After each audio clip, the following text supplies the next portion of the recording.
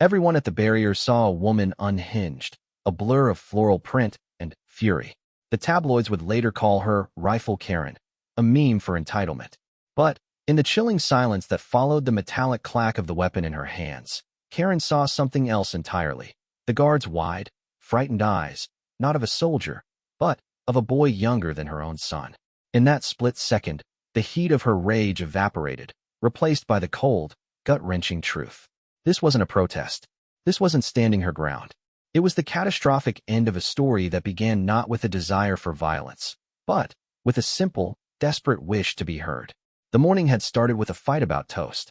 Karen Miller stood in her immaculate kitchen, the sunlight glaring off the stainless steel appliances, and felt a familiar, tight coil of frustration in her chest. Her husband, Mark, was behind his newspaper, a wall of financial print. Her teenage son, Leo, was a silhouette against his phone screen, earbuds sealing him in. "The butter's too hard, Mom," Leo mumbled, not looking up. "It's organic. It's better for you," Karen said, the words automatic. She'd read that somewhere. She was always reading things, collecting bits of information on parenting, health, and righteous causes like others collected stamps. It was how she built her world. Orderly, correct, defended. "Tastes like cardboard," Leo said. Mark lowered the paper. "Listen to your mother, Leo. She knows best." It was meant to be supportive, but it landed like a verdict. She knows best. That was her role. The organizer, the researcher, the worrier. The one who remembered the school forms, fought with the council about the pothole, and curated a perfectly acceptable life in their perfectly acceptable suburban home. But somewhere in the last decade, the respect that should have accompanied that duty had curdled into quiet expectation, then into invisibility. Her opinions at the school board were met with polite smiles and ignored. Mark discussed major decisions, the mortgage refinance, the holiday, after they'd been made. Her once vibrant online community of mom bloggers had devolved into an echo chamber of outrage, each post a competition over who was the most wronged. Driving to the city center later that day, the coil tightened. The traffic was infuriatingly slow. A planned protest was causing gridlock, the radio said. Something about environmental policies. Karen sighed. She had a valid ticket to visit a special exhibit at the museum, a rare collection of royal jewels. She'd booked it weeks ago. It was her day, a sliver of culture and beauty amidst the drudgery. Now it was being ruined by people shouting in the streets. As she inched forward, she saw them. The protesters were young, mostly. They waved signs with bold letters. They chanted.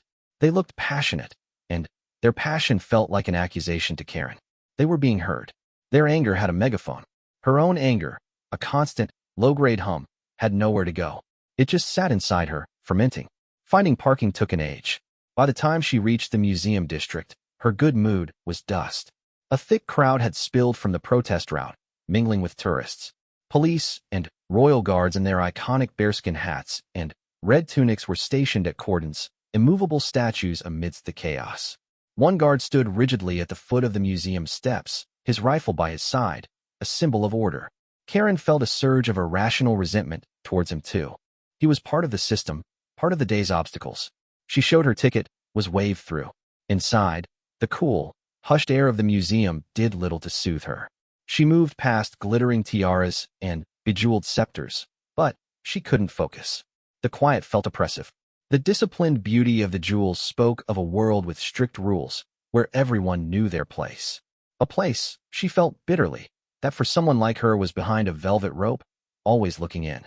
An hour later, she left, feeling emptier than when she'd arrived. Stepping back outside, the noise was a physical assault. The protest had swelled. Someone jostled her hard from behind. Her handbag strap snapped, spilling its meticulously packed contents, a spare foldable shopping bag, hand sanitizer, a notebook of lists, onto the dirty pavement. As she crouched, scrabbling for her things, a young man in a protest shirt stepped on her fingers, not even noticing. "Watch it," she yelled, but her voice was lost in the roar. He threw a glance over his shoulder, a look of pure, dismissive annoyance, and moved on. That look was the spark. The coiled spring inside Karen snapped. All the ignored emails, the patronizing smiles, the silent dinners, the feeling of being a ghost in her own life. It all fused into a white-hot point of rage. This was the world now, noisy, disrespectful, chaotic, and no one in charge was doing a thing about it. The police just stood there. The guard just stood there. Her vision tunneled. That guard. He had a rifle. He had authority. He was doing nothing. A nonsensical, catastrophic plan crystallized in her mind. She wouldn't yell. She wouldn't hold a sign. She would take a stand. A real, physical stand. She would take that symbol of inert authority and what? She didn't think that far. She just started moving, pushing through the crowd with a strength she didn't know she had. Her eyes locked on the guard's red tunic. People parted before her, not out of respect, but out of surprise at the determined, wild-eyed woman in a sensible summer dress. The roar of the crowd became a muffled buzz in Karen's ears. Her heart hammered against her ribs, a frantic drum matching the single thought pounding in her head. Enough. Show them. Make them see. The guard, Private Eris Thorne, was following his training. Focus on the middle distance. Breathe. Ignore the taunts, the flashes of cameras, the heat building under the heavy wool tunic, and the bearskin. He was 19, from a small town where his decision to join the army had been a proud one. This, his first major ceremonial posting, was supposed to be the pinnacle. But the jeering crowd felt more dangerous than any training exercise. He held his SA-80 rifle with disciplined ease, its weight familiar, its presence a part of his uniform, not a weapon. It was a piece of kit, an extension of protocol. He saw the woman approaching from the periphery. A tourist in distress, perhaps. He prepared to give his standard, polite, "Ma'am, please keep behind the barrier," when he realized she wasn't stopping. She was coming straight for him, her gaze not on his face, but on the rifle in his hands. His training had not covered this. A direct, purposeful assault by a middle-aged woman was not a scenario in the manual. Karen's hands closed around the cold, hard metal of the barrel, just below the guard's own grip.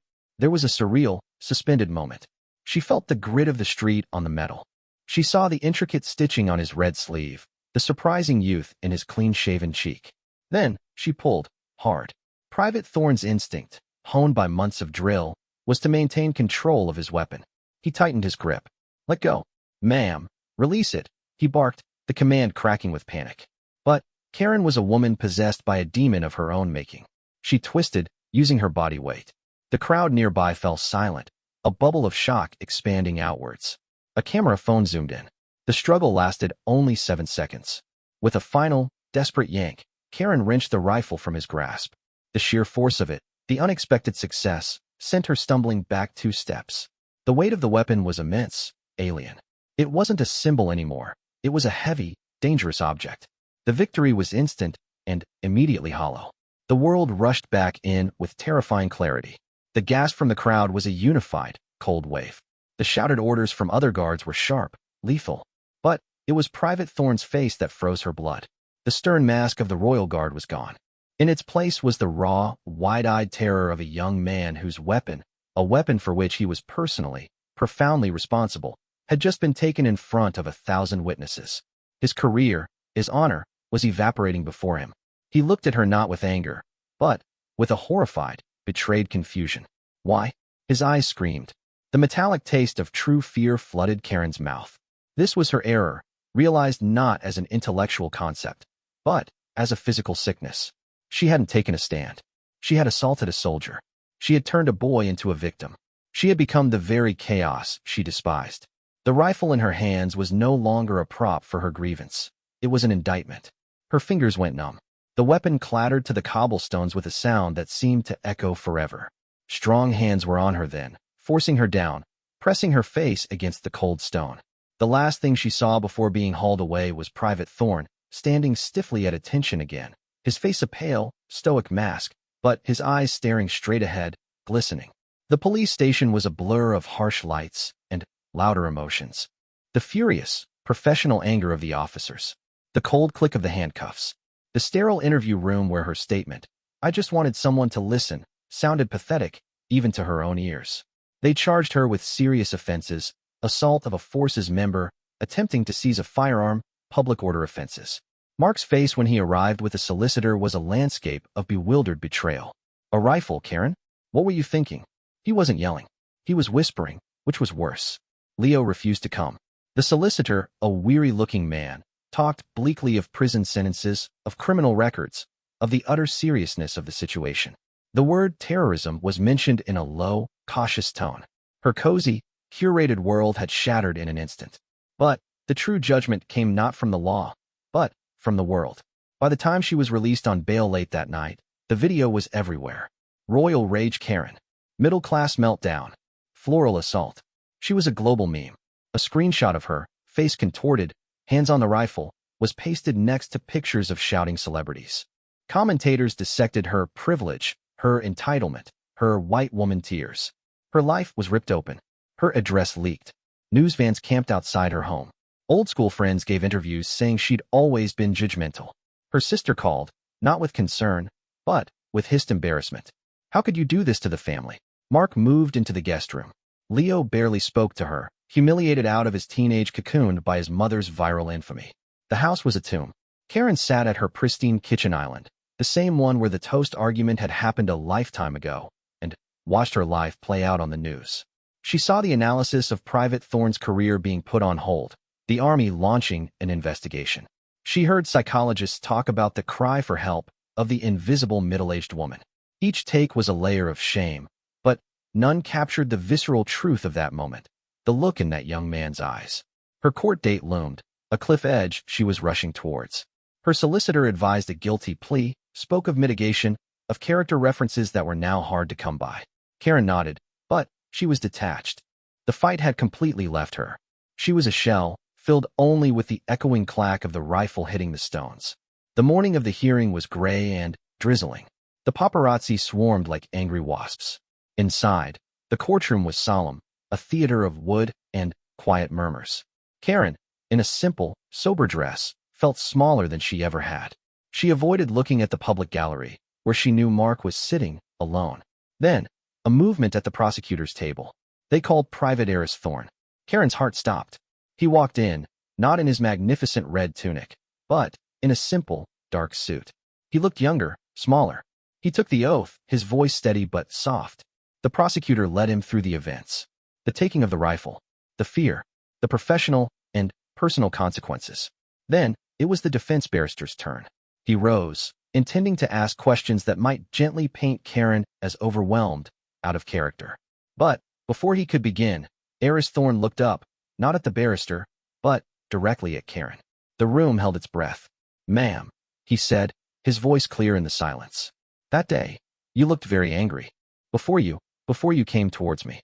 He paused, choosing his words with a care that felt older than his years. "I've had a lot of time to think. And I've been angry too. Not at you. Well, at first, yes. But at things. At how things are." He took a shaky breath. "I don't know what was happening with you. I don't excuse what you did. It was wrong. It put people in danger, including me. But I believe you weren't trying to hurt me. You were just hurt." A single, hot tear traced a path down Karen's cheek.